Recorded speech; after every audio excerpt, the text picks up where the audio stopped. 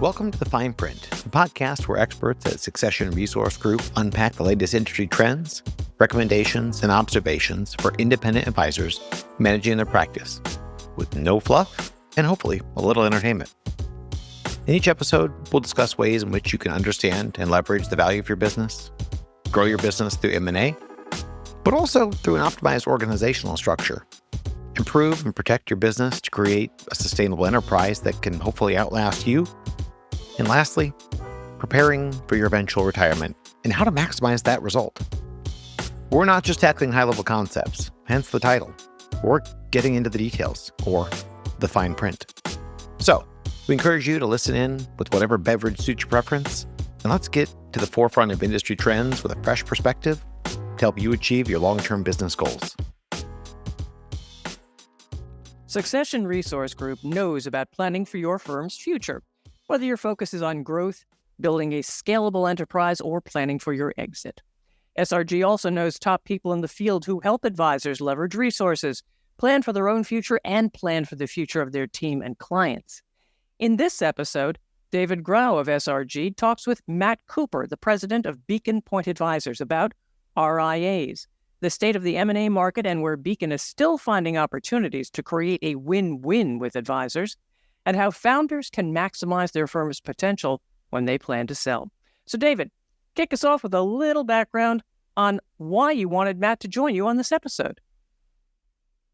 Well, Matt and I have never actually had the pleasure of doing deals together, but I think he knows SRG is out here and doing lots of deal making, and we see Beacon, Matt's name, in the paper press all the time and always for good reasons. And frankly, we've talked to enough folks who have had conversations with, I say Matt, but Matt's team there at Beacon now is a little bigger than just Matt. But frankly, they've had a lot of conversations with a lot of people at Beacon. I've only ever heard good things. I know Matt and hold him in the highest regard. And frankly, there's so much noise around the topic of mergers and acquisitions and succession planning. But at the same time, the number of conversations I have where I feel like I'm still trying to convince the advisor I'm talking to that there is something to plan for, that they should be thinking about succession planning. So it's kind of mind-boggling. On one side, I can say there's a lot of noise and a lot of, maybe not bad information, but information that isn't positioned in such a way that the audience can interpret it in a way that applies to them. And that to me can be a real challenge. We have to start overcoming barriers before you can make any progress. And then you got the other side where, despite all the noise that's out there and efforts that Matt and Beacon have made to try to be a solution for folks and that we've done through our marketing, there's still a lot of folks who I think are not planning for succession.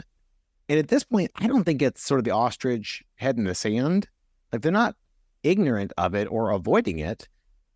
I think it's the fact that they have good, consistent, recurring income. They like what they do. They're not steel workers. And for lack of a plan B, they're going to go with plan A, which is kind of die at my desk, retire in place. And for a firm called Succession Resource Group, and for all the time and effort that Matt's firm puts into helping these people create sustainable enterprises, it pains me to know that client service model that they spent 20 or 30 years building trusted relationships, to see them retire through attrition is just a knife through my heart. And it kills me. And I'm pretty sure the compliance folks out there, it kills them. If you were a client, it would kill you listening. So anyway, I think if nothing else, getting Matt on and talking about this subject and unpacking it is just about helping raise awareness and make the collective pie bigger. But Matt, from your position, you know what we do. You certainly knew probably the genre of questions that I was going to be asking you. Your thoughts? Why the hell did you sign up to come do this with me? Well, I think it's interesting. I think it's a conversation that the more we have it, maybe the more it kind of gets people thinking that something needs to happen. There's a decision tree that every advisor goes through as they evolve in the industry. It begins with, am I going to be an advisor working for somebody else, or am I going to start my own business? And then it's, am I going to be a lifestyle business, or am I going to try to create an enterprise with real enterprise value? And if I decide to be, a lifestyle business, am I going to be especially niche business that really drives, value to clients? Or am I going to be a coupon clipper that ultimately, stalls in terms of organic growth and ultimately dies over time? I exit with my boots on kind of thing. If I become an enterprise business, what does that mean? Am I going to really scale it up, try to become a multi-office national firm and create tremendous value? Am I going to take outside capital? So there's a lot of decisions. I can say that, every standalone wealth management business, every single one, is going to have to make a decision, especially when it comes to succession planning. And is it going to be internal? Is it going to happen? Am I going to create a succession plan? Right. Which I would suggest we all have that obligation. And number two, is it going to be internal or external? And the two things that we need to solve for are, first, our fiduciary responsibility, obligation, legal responsibility to our clients. And then secondly, our moral obligation to our team. Well, it's funny you mentioned it because we talked about actually on the last podcast that you weren't on, probably haven't even listened to yet. I don't even know if it's released, but the focus was exactly what you just articulated, Matt, about not getting caught in the middle, is being intentional about either A, building the enterprise, and if you're the empire builder, more power to you, but make that your goal and have that as part of the business plan, or build that lean, mean lifestyle practice that is just uber efficient. No, it's not going to take over the world, but when you look at its numbers, it's tough to compete with because it's so darn nimble. It's the folks who get stuck in the middle that those are the ones that become a real challenge. Yeah, and it's alluring to get caught in the middle, right? Because these businesses do throw out great cash flow. They provide a great income. And frankly, you can take 6 months of the year and go sit on the beach, go surfing, go fishing, play golf, whatever you like to do. That's not client faith. You can go do other stuff, and that if not done correctly, can lead to some issues. Right? Yeah, especially from the work that we do on valuation and succession planning. It leads to a lot of, I don't want to say shattered hopes, but folks who get the valuation back as they're building and the numbers don't come back where they want. And a lot of times it's because they're somewhere in between that lifestyle practice and that enterprise. And they just can't get that scale, which to me is a perfect segue into a good jumping off point for the two of us, which is maybe you sharing a little bit of background on Beacon. And I suspect for most of those listening, they'll at least recognize the name, if not have a pretty good idea of what they think Beacon Pointe is about. But I imagine you could probably unpack that a little more for us in the audience. Yeah, it's interesting. It actually is a good segue. I mean, we started the business, myself, Shannon, Dad, or a couple other people in 2002. And deliberately, we set it up as a business, not a practice. In other words, we had dedicated management running the business. Shannon ran the business. And we had others, myself included, that were bringing in clients, serving clients, et cetera. And we operated as a single location RIA for the first 9 years of our existence. And through that focus and through that framework, we grew fast, relatively speaking. And we got to about $4.5 million in 2010. And at that point, I was on the TD Ameritrade Institutional Advisor panel, which no longer exists. It's now Schwab. But they were talking about, it was a little panel. It was Rudy Adolph from Focus Financial and Mark Curley. And they were talking about the future of the industry and pressures on smaller firms and so on and so forth. And just hearing that story, I thought with our excess capacity, we could present or provide some form of solution to the industry. And so really in earnest, not knowing what we were doing, said, hey, we're here to do M&A. And we're successful almost right out of the gate. I mean, within 3 or 4 months, we had done our first deal with a small firm in Arizona. But back then, it was just United Capital focused, Hightower, and us, really. All right. In terms of playing the game. Wealth Trust was already gone. Mesa was already gone. And so it was kind of an easier, well, it was never easy, but there was less competition out there. Yeah. Over 9 years, we did 9 deals. And about $6.5 million when you count the growth of the firms that we acquired. And the business got to a point where we knew in order to compete, there were more players now doing M&A. We knew we were going to have to take outside capital. And so we brought in a minority private equity partner in March of 2020, Avery Partners out of Boston. We grew it over 7 quarters, both organically and inorganically. So our organic growth rates were low 13% net of market across all geographies. So very strong organic growth. And then we did 19 M&A transactions in that 7-quarter period, which led to a near tripling of the business.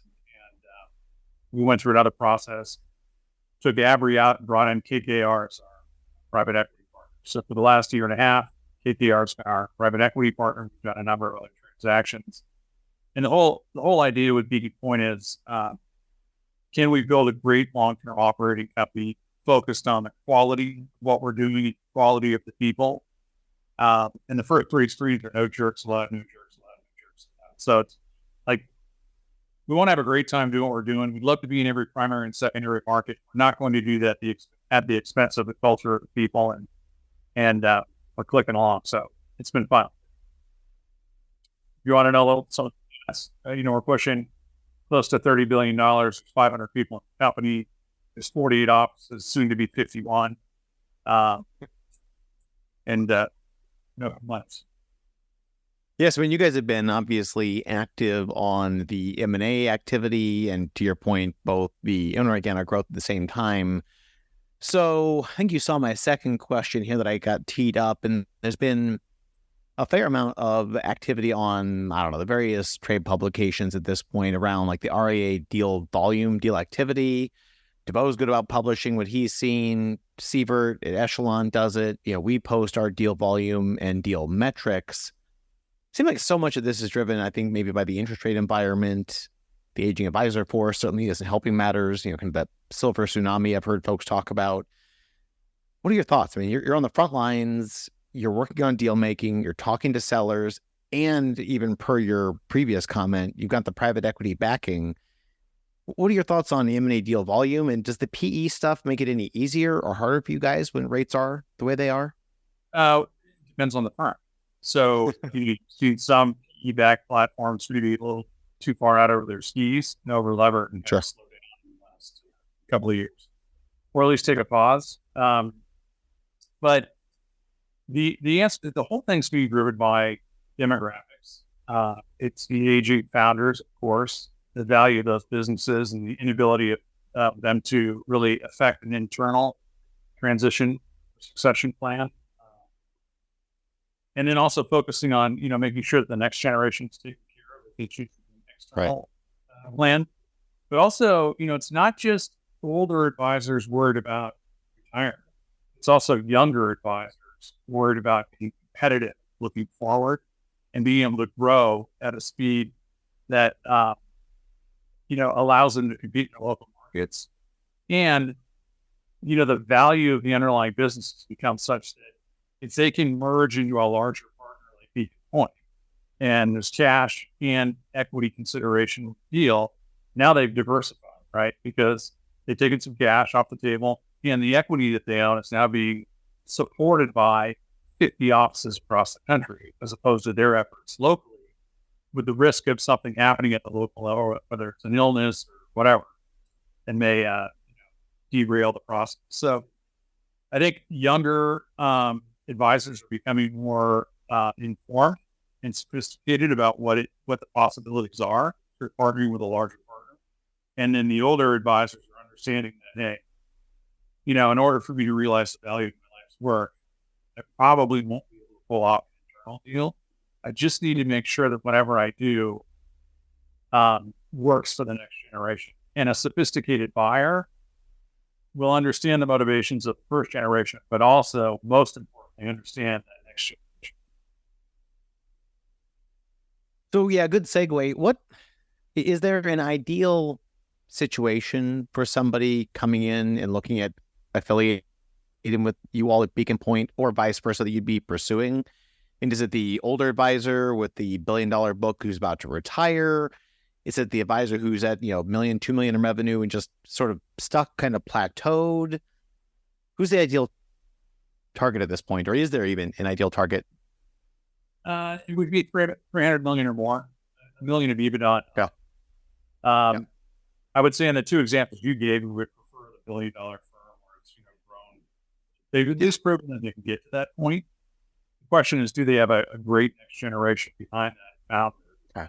So if you saw a $1 billion firm, founder driven, a lot of admin support, but no next generation leadership advisors, that wouldn't excite us.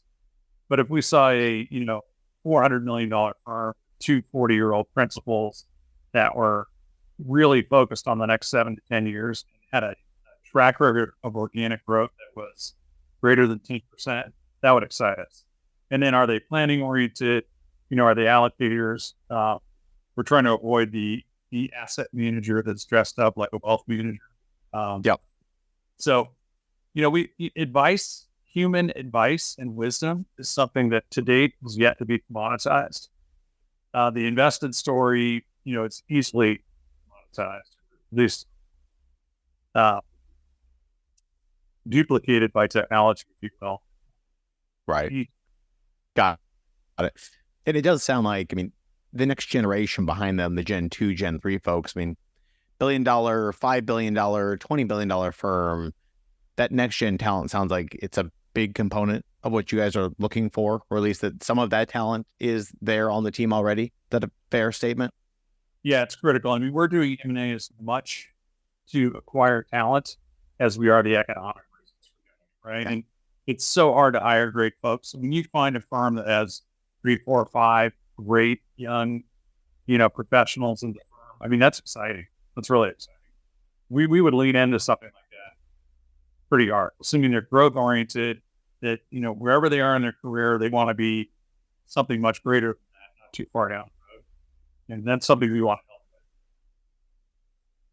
Is there anything that Beacon Pointe does or has done with folks? I know so many advisors who I think they would hear that message and think, well, yeah, obviously keeping talent, attracting talent is important, having a career path, but so many firms, industry agnostic, frankly, but just focusing on the advisory space, so many firms really struggle with building that sort of career path, job descriptions, pay bands, and trying to bring that next gen talent up, but let alone attract it and retain it.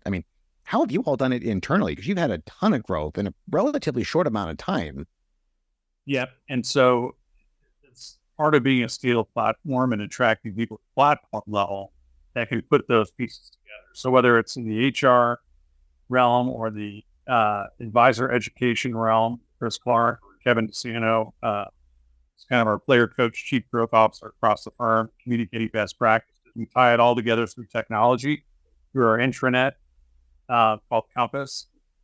And there are regular, training situations going on, whether it's planning related, investments related. We have committee systems where people are, around the country are involved in different committees. So there's a lot of interaction amongst the professionals that allows them to learn and grow from each other and grow in respective roles. We look at M&A. When we get into an M&A thing at a local level, we'll bring in, if we have a partner in a certain metro market, and we're looking at another firm in that market, another advisor in that market, we want our local partner involved because he's going to be partners with this person. And they're going to be, the brand in that market. And we want them to be able to synergize with each other and, make things happen. So yeah, it's about human contact and communication, and education, and spending time with people. We tie it all together with technology. Yeah, and technology brings it all back together. Got it. Well, and given how many office locations you all now have, would it be fair to say that the firms you'd be looking to potentially, I'll just say, do business with, I don't even want to say acquire or merge necessarily, because I think you got a pretty diverse platform, which we can unpack here in a minute. But for firms you'd be doing business with or choosing to do business with, does it change at all based on their proximity, let's say, to an existing Beacon Pointe hub, as opposed to maybe a totally new location you're not present in? That the only determining factor, the primary determining factor there is just size and scale. Do the economics make sense for it to be a standalone office in a market where we're not yet exposed? We don't haven't planted a flag in that market yet. Otherwise, no. If they have $1 million or more in run rate EBITDA, consider And if it's a situation where we've got an exiting advisor and the next generation is not quite ready to run that office, then we would hope that there's somebody nearby to affiliate with or perhaps move in. I'm not sure. But we're doing a few of those right now in different local markets where we already exist. Yeah, and that's kind of where I was going with is I know you have enough locations now, sort of like, satellite locations that could be magnets.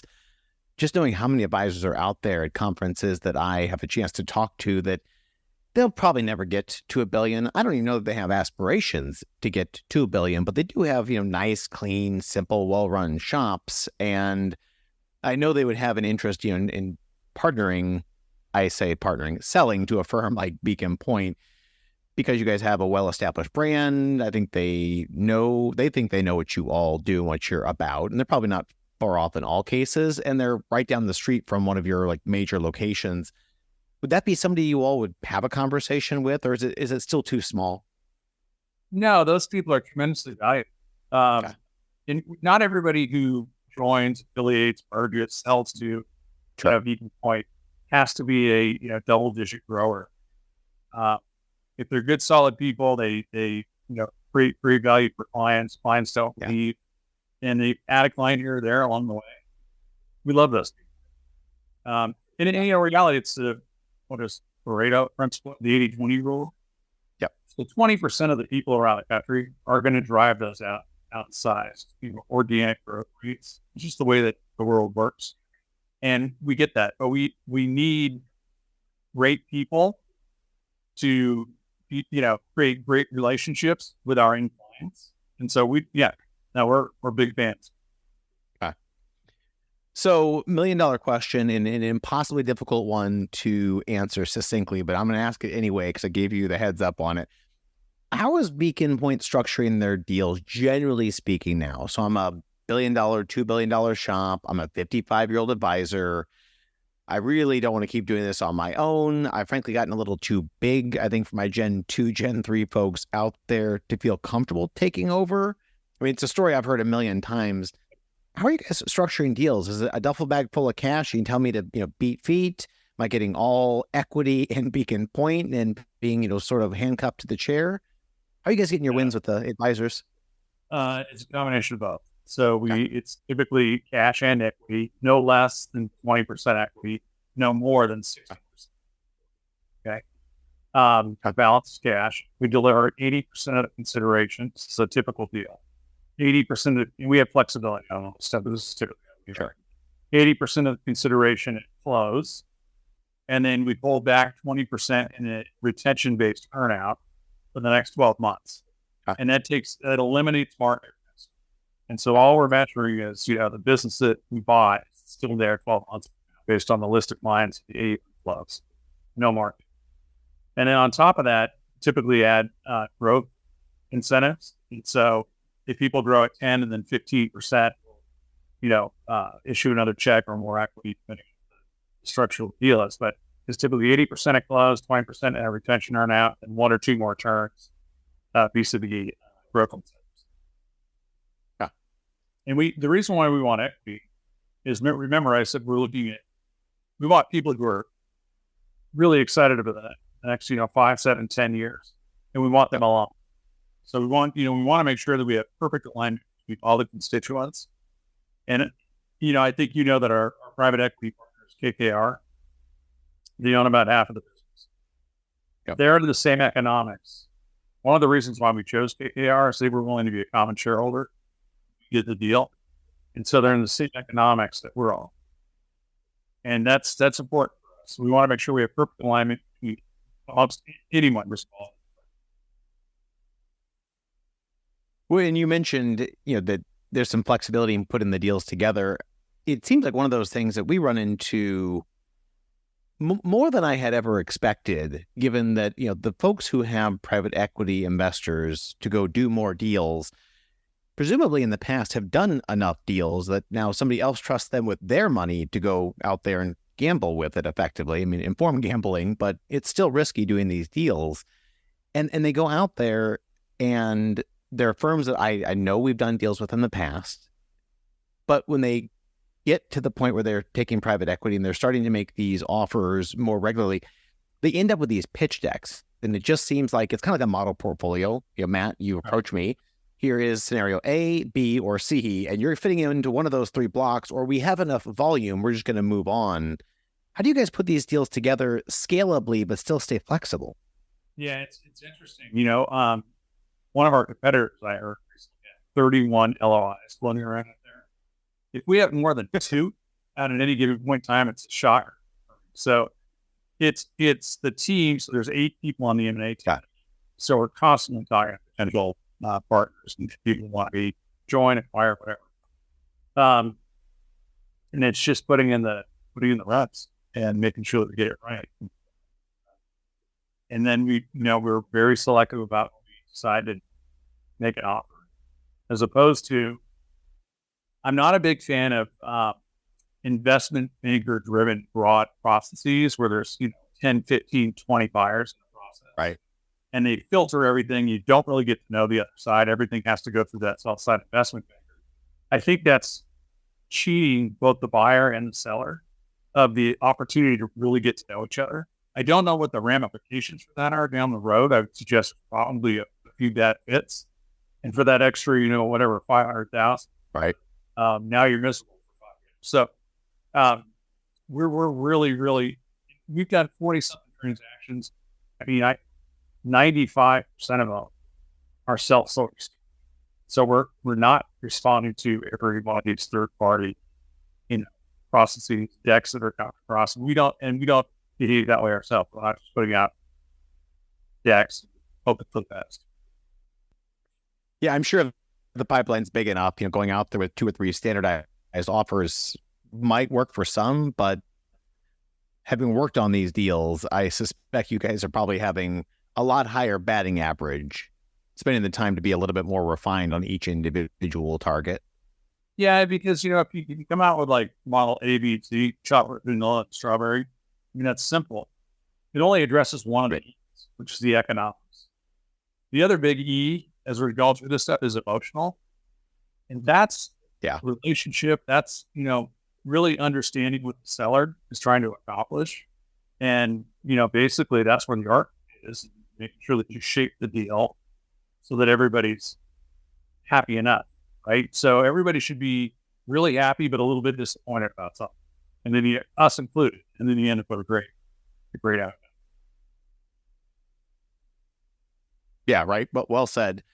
It's a good way to sort of bring it home. So I'll ask you one last one, and that is, having done, dozens of deals at this point, any lessons you've learned from the deals you've been involved with that you'd be able to share with, I'll say, buyers or sellers, just your fellow advisors listening? Yeah, if you're a buyer, it's not a hobby. You need to be very deliberate, focused on this, and understand the opportunity cost of not being successful. Because of the terminal value, you can go out and get a new client or bring in assets from an existing client. The terminal value of that is so great that if you spend 2 or 3 years trying to be a buyer and you're not successful, you squandered millions of dollars in potential value in business. From a selling standpoint, I would say, one of the big mistakes sellers make is they try to get too lean ahead of the sale, or they've always run, and it's not a fully developed business. And the buyers now are becoming more sophisticated. And so they see, I had somebody say to me, look, I'm running 71% margins. It's not impressive. And I said, well, not really, because it's not a business. I don't know what it's a practice. It throws off a lot of cash for you, but you couldn't stand to live on its own if something were to happen to you.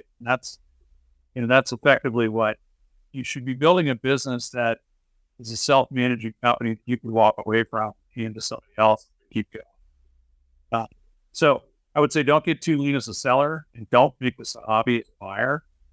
Be deliberate on both sides. Yeah, and well stated, especially on the seller side.